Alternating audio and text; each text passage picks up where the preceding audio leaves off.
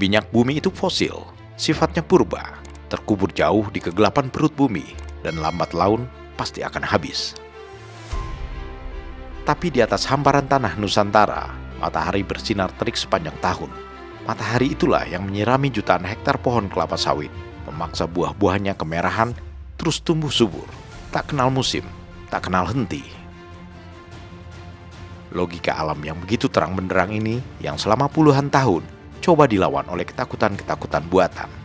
Bangsa ini selalu dibuat merasa kerdil, merasa tidak mampu, dan akhirnya memilih pasrah, mendewakan sebagian pasokan minyak dari negeri orang.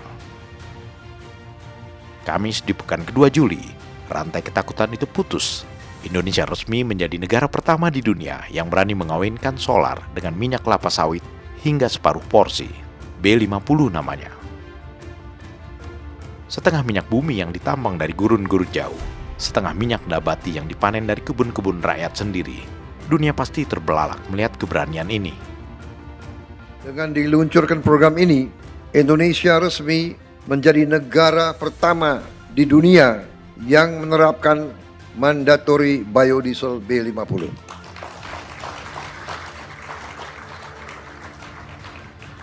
Ini bukan sekedar pencapaian teknologi. Ini adalah bukti bahwa Indonesia mampu memanfaatkan kekayaan alamnya sendiri untuk kepentingan rakyatnya sendiri.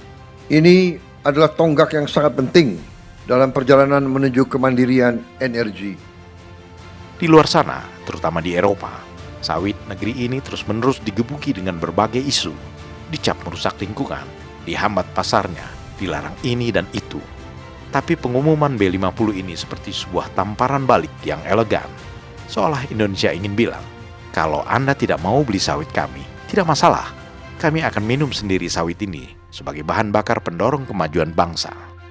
Presiden Prabowo Subianto tampaknya tidak ambil pusing dengan segala gertakan geopolitik itu. Jadi, kita sebagai bangsa yang pernah ratusan tahun dijajah, dihina, dianggap lebih rendah dari anjing, kekayaan kita diperas, sampai hari ini kita masih dianggap rendah.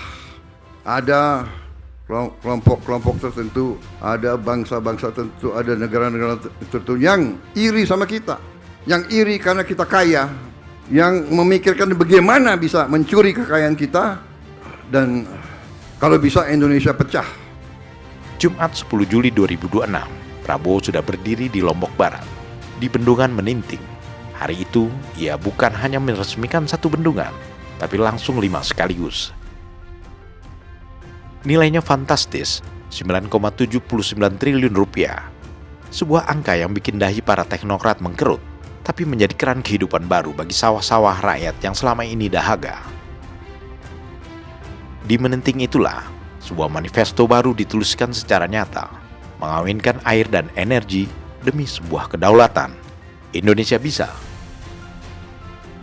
Perjalanan menjinakkan minyak sawit menjadi bahan bakar penggerak mesin diesel ini tak pernah mudah, rumitnya bukan main. Penentangnya berbaris, baik yang bersuara lantang di media maupun yang berbisik di lorong-lorong kekuasaan. Waktu ide biodiesel ini pertama kali menggelindik bertahun-tahun lalu, nadanya seragam, skeptis. Ada yang bilang nanti mesin kendaraannya akan rontok. Ada yang menakut-nakuti bahwa pabrik mobil raksasa dari luar negeri tidak bakal mau memberikan garansi. Nanti ini, nanti itu. Segala macam kutukan teknis ditebar demi menjaga status quo. Maklum, mengubah ketergantungan dari minyak fosil ke nabati itu seperti memindahkan gunung. Banyak kepentingan besar yang terganggu, terutama para pemburu rente impor minyak yang sudah terlanjur nyaman hidup, meraup untung triliunan rupiah dari ketergantungan bangsa ini. Mereka pasti gerah jika keran impor itu mendadak ditutup. Apapun pembangunan seperti ini memerlukan waktu, memerlukan biaya, memerlukan sumber daya. Saya bersyukur bendungan ini bisa saya yang resmikan.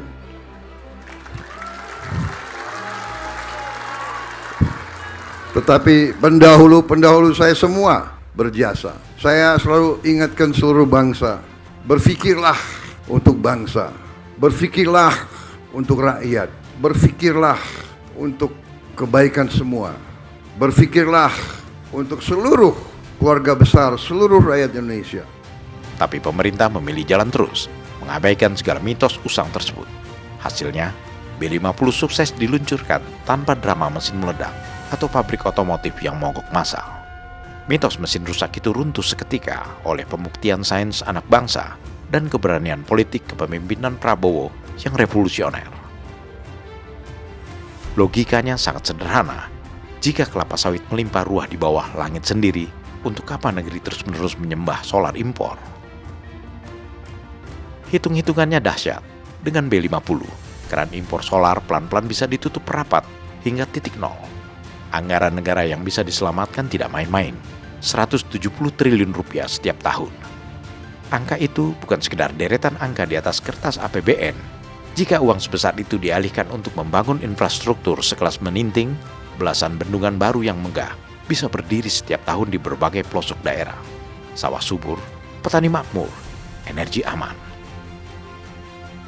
Sebab kedaulatan pangan dan kedaulatan energi itu seperti dua sisi mata uang logam. Tidak ada gunanya bangsa ini punya bahan bakar hebat jika perut rakyatnya lapar karena beras harus impor. 5 bendungan baru yang diresmikan di NTB adalah jawabannya. Air ditampung, dialirkan ke sawah-sawah, menghidupkan harapan para petani yang selama ini pasrah pada musim hujan yang makin tidak menentu akibat perubahan iklim.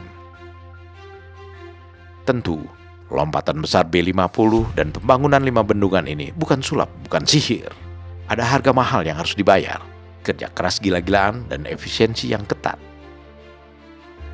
Di Menenting, nada bicara Presiden terdengar sangat serius kita yang masuk ke babak ini. Uang 9,79 triliun rupiah untuk bendungan dan proyek kedaulatan energi itu tidak jatuh dari langit. Duitnya sebenarnya ada dan cukup di dalam negeri, asal tidak dicuri oleh tikus-tikus abdi negara. Prabowo menegaskan kembali visinya yang tanpa kompromi. Hapus korupsi, kalau bisa habisi sampai ke akarnya. Hemat anggaran, lakukan efisiensi total. Ini adalah gaya politik yang sangat praktis dan membumi. Gunting anggaran seremonial yang tidak perlu, pangkas perjalanan dinas yang tidak penting, lalu alihkan seluruh sumber daya itu ke sektor yang langsung dirasakan rakyat bawah, air dan energi. Dua hal paling mendasar bagi sebuah peradaban untuk bertahan hidup dan melompat maju. Dan Prabowo pun meminta semua jajarannya introspeksi. Masalah bagi bangsa Indonesia, juga masalah bagi kita semua. Saya minta kita introspeksi, terutama para birokrat. Ini banyak birokrat di sini yang saya lihat ya. Birokrat introspeksi, kita semua introspeksi. Pejabat-pejabat militer dan polisi introspeksi. Saudara adalah milik rakyat.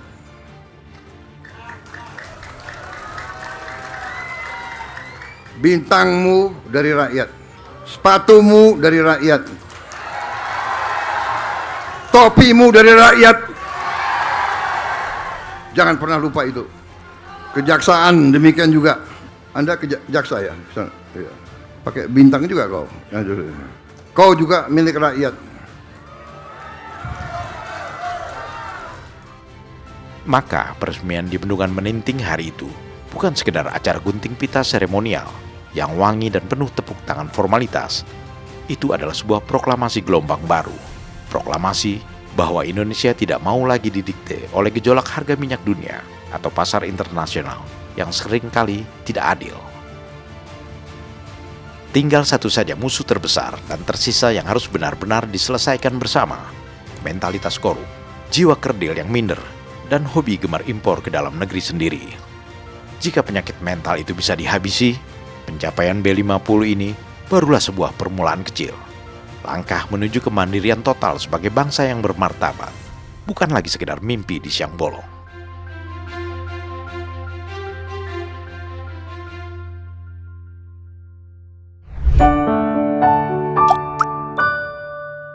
Men of our time.